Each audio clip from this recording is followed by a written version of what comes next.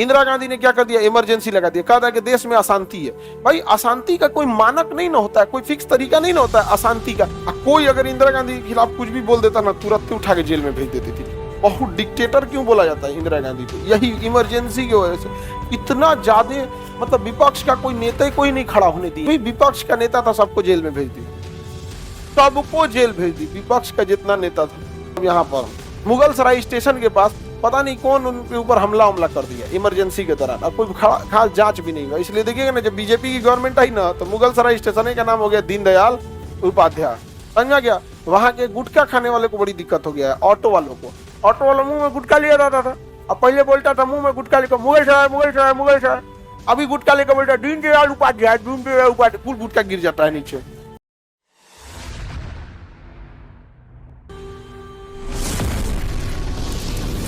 पहले ना इंदिरा गांधी की जब सरकार थी 1975 में, उस समय आप लोग नहीं होंगे, 75 में थे आप लोग। 1975 में इंदिरा गांधी ने क्या किया था, बिना मतलब इमरजेंसी लगा दिया, वो भी ये भयानक वाला। 1975 में इंदिरा गांधी ने इमरजेंसी लगा दिया। 1975 में हमारे यहाँ कोई किसी देश ने युद्ध आक्रमण नहीं किया था, ना ही हम जाके किसी पे युद्ध किए थे। हम करेंगे तो क्या हो गया, युद्ध, और कर दिया तो आक्रमण। और ना ही 1975 में किसी भी प्रकार का सशस्त्र विद्रोह हुआ था, सशस्त्र विद्रोह भी नहीं हुआ था, कोई कंडीशन ही नहीं थी। इंदिरा गांधी ने क्या कर दिया, इमरजेंसी लगा दिया, कहा था कि देश में अशांति है। भाई अशांति का कोई मानक नहीं ना होता है, कोई फिक्स तरीका नहीं ना होता है अशांति का। आप किस चीज को अशांति कहिएगा, कोई क्लास में आके देख लेगा, हे खान सर के क्लास में इतना भीड़ है, अशांति घोषित कर दो। अरे भाई वो मानक होना चाहिए, ये भीड़ संख्या मानते हैं जाते, बट वेल डिसिप्लिन्ड है कि नहीं। यहाँ पर अगर यही चीज नहीं, मतलब अगर डिसिप्लिन नहीं रहता तो इतना आराम से बैठ सकते थे लोग, समझा गया कि नहीं गया। डिसिप्लिन रहना जरूरी है, उस समय इधर डिसिप्लिन बढ़ गया है। मेरे भाई को जानती हूँ कितना बदमाश हूँ, भाई के बारे में नहीं कह रही है, नहीं समझ में आ गया। एक लड़की भाई का धमकी दे, मैं भाई कितना बदमाश है, कभी भाई के ऊपर कोनो लड़की धमकी नहीं दे सकती है, समझा गया। हम लड़का है, हमें पता है, अगर मेरी बहन नहीं है लेकिन फिर भी अगर मेरी बहन आके कुछ कहती तो पहले पूछते कि तुम क्या कर रही थी, बताओ, तुम लोग बता लोग, भाई पे कोई धमकी देते, यहाँ लड़की से नहीं जानते, तुम लोग सावधान रहना लोग यहाँ पे। कोनो लड़की कहती कि वो भैया है गांव का, तू भैया नहीं है, वो पहिल का है। यहाँ दू गो लड़का एक दूसरे में न कंफ्यूज रहता है, वो ओकरा से बचेगा, ओके गांव का भैया, ओकरा कहेगी कि ये भैया है, सावधान रहना। समझ में आ गया कि नहीं आ गया, भैया है यहाँ पे। आगे बढ़े, पल्सर अपाची, अपाची, चलो अब हल्ला नहीं करो, हल्ला नहीं करो।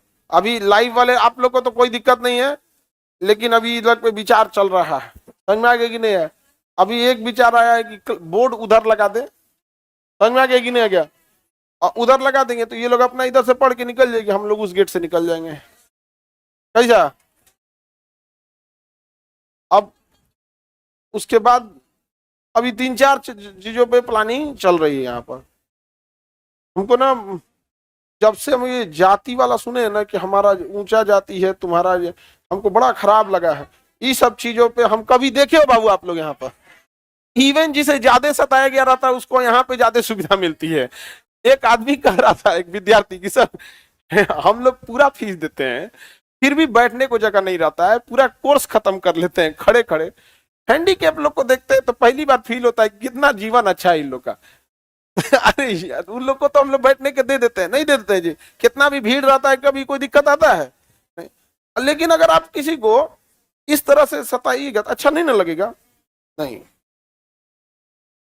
ये सब चीज हम देखते हैं, मन करता है कभी कभी हम साधु बन जाए, आराम से कमंडल वमंडल लेके चल जाए, बाहर में जाए दुनियादारी, यहाँ पर नहीं समझ में आ गया। सोच रहे हैं वैसे, चलो अब आगे देखते हैं हम लोग।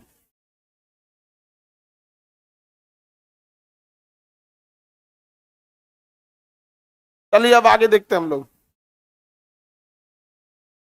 राष्ट्रीय आपात समझ में आ गया, राजकीय आपात आ गया, और ये क्या हो गया, वित्तीय आपात।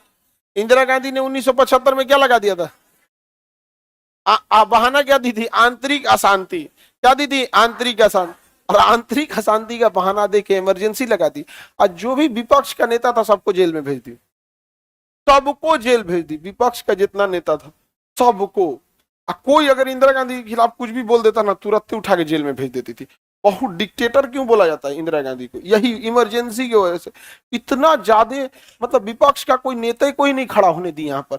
और यहाँ पे दीनदयाल उपाध्याय थे, उनको मतलब यहाँ पर मुगल सराय स्टेशन के पास पता नहीं कौन उनके ऊपर हमला हमला कर दिया इमरजेंसी के दौरान, और कोई खास जांच भी नहीं हुआ। इसलिए देखिएगा ना, जब बीजेपी की गवर्नमेंट आई ना, तो मुगल सराय स्टेशन का नाम हो गया दीनदयाल उपाध्याय।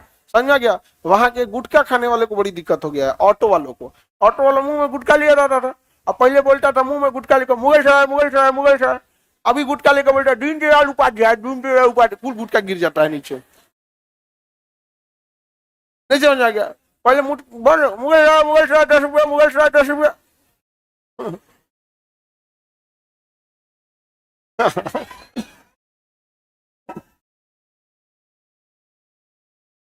आगे बढ़े। अब मुगल सराय का नाम क्या हो गया, दीनदयाल उपाध्याय, पंडित दीनदयाल उपाध्याय। बहुत दीनदयाल उपाध्याय जो थे वो बहुत समाज सेवी भी थे। गोरखपुर यूनिवर्सिटी जो है ना, उसका नाम ही है DDU, दीनदयाल उपाध्याय यूनिवर्सिटी। तो इमरजेंसी में बड़ी मिसयूज किया, और जिसको मन उसको उठा ले जाती थी पुलिस, अरेस्ट कर लेती। सुब्रमण्यम स्वामी जितना देख रहे हैं ना, सब इमरजेंसी, किसी की हिम्मत नहीं हो रही थी इमरजेंसी के खिलाफ कुछ बोले। समझ में आ गया कि नहीं। एक शायर ने बोला था कि यह सरकार निकम्मी है, तो पुलिस उठा ले गई। शायर ने कहा कि हमें क्यों गिरफ्तार कर, हमने थोड़ी कहा कि इंदिरा गांधी की सरकार निकम्मी है। तो दरोगा कहा चुप, हमें नहीं पता है कि किसकी सरकार निकम्मी है।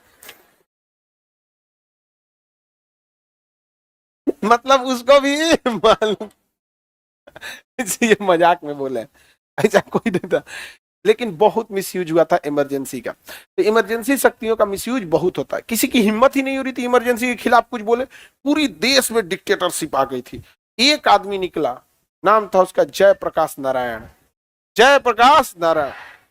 और पैदल निकले जयप्रकाश नारायण, और पूरे बिहार से जन सैलाब आ गया। अब पुलिस इमरजेंसी में गिरफ्तार करने की कही कि भैया पूरे बिहार की कैपेसिटी 50,000 कैदी को एक बार रख सकते हैं, तो 50 लाख आदमी लेके चला आया ये आदमी। तो जयप्रकाश नारायण आगे बढ़े। समझ में आ गया कि नहीं। और उनके साथ कौन थे, तो इधर रामविलास पासवान, नीतीश कुमार, लालू प्रसाद यादव, रविशंकर प्रसाद, सुशील मोदी। बिहार में चाहे जो भी नेता तुम देख रहे हो ना, ये सब उसी ग्रुप के थे लोग। समझ में आ गया कि नहीं गया, समझ में आ रहा है कि नहीं आ रहा। चलो लोग, चलो चलो आंदोलन करो यहाँ पर। और इमरजेंसी के टाइम पे कहे जेल भरो, आंदोलन भरो, तो देखते हैं कितना जेल भर सकते हो। अब 50,000 कैपेसिटी है, अब 5 लाख लोग चल आए कि हमको भी जेल में डालो, क्या कर पाएंगे। बहुत भीषण आंदोलन था जेपी मूवमेंट। बाद में इंदिरा गांधी को क्या करना पड़ा, इमरजेंसी को खत्म करना पड़ा। और देश में संशोधन हो गया कि कभी भी देश के आंतरिक अशांति का बहाना बना के आपात नहीं ला सकते हैं। आपात के लिए केवल 3 ही रास्ते हैं, आक्रमण हो जाए, युद्ध हो जाए, या विद्रोह हो जाए। क्या हो जाए, विद्रोह हो जाए। जैसे नक्सल समस्या है ना, अगर एक बड़े पैमाने पे हो जाए तो क्या हो जाएगा, विद्रोह। फिर सरकार आपके हर एक अधिकार को छीन लेगी, और उस अधिकार को छीन लेगी और वहां आपके आवागमन को रोक देगी, आवास का अधिकार हटा देगी, धार्मिक स्वतंत्रता हटा देगी, सबको डिस्प्लेस कर देगी। हट जाओ लोग, हट जाओ, सामने से हट जाओ, पूरा एरिया खाली करा के तड़ा के मारेगी, आर्मी ले आके साफ कर देगी। जा यहाँ पे जो है वही सब बराबर कर देंगे यहाँ पे। समझ में आ रहा है कि नहीं आ रहा है यहाँ पे। तो इमरजेंसी पावर बहुत तगड़ा होता है। नहीं तो अगर जैसे मान के चलिए युद्ध हो गया, क्या हो गया, युद्ध हो गया, तो युद्ध के समय सेना को बॉर्डर पे भेजना है, या आक्रमण हो गया सेना को वापस भेजना है। अब इसी में कोनो चल गया, दुकान लगा दिया सड़किए पे, कोई मेला लगा दिया, कोई पंडाल लगा दिया, नहीं समझ में आ गया, कुछ ना कुछ होते रहता है। पता चला ईद पड़ गया, लोग सड़क पे आ गए, नहीं समझ में आ गया, जुलूस निकल रहा है किसी चीज का, रैली निकल रहा है, कुछ ना कुछ होते रहेगा कि नहीं। सबका अधिकार है, आप कैसे रोक सकते हैं, रोक सकते हैं, नहीं रोक सकते। सेना को जाने में दिक्कत होगा, हॉर्न मारो, ये करो, हटाओ हटाओ, लगाएगा 352, क्या चीज, इमरजेंसी। 352 लगते 19 उड़ा दिया, 352 लगा। एगो मॉल में जाइएगा ना खरीदने, तो कहता buy 1 get 1 free, buy 1 get 1 free, एगो लीजिए एगो फ्री देगा।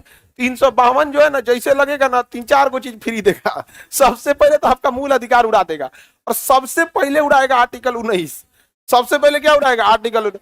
अब आप बताओ सबसे जबरदस्त क्या था? आर्टिकल 19। आर्टिकल 19 था, उड़ा देगा। अभिव्यक्ति की आजादी गई। अब नहीं कह सकते कि हमारे अधिकार का हनन हो रहा है। पहले तुम बोला कैसे? बोला कैसे? यहाँ पे ना आप सभा कर सकते हैं, ना चारों ओर घूम सकते हैं, कहीं कुछ नहीं कर सकते। सब हटा देगा साइड, और पूरा इधर दानापुर छावनी से फौज निकलेगी, इलाहाबाद छावनी से निकलेगी, यहां से धड़ाधड़ कहां जाएगी? बॉर्डर पे। आप कुछ नहीं कर सकते यहाँ पे। हाँ, सरकार चाहे तो इमरजेंसी सेवा एम्बुलेंस जारी रख सकती है, लेकिन इमरजेंसी में इतना पावर होता है ना कि एम्बुलेंसों को अंदर रख देगी, चल निकल यहाँ से। लेकिन आप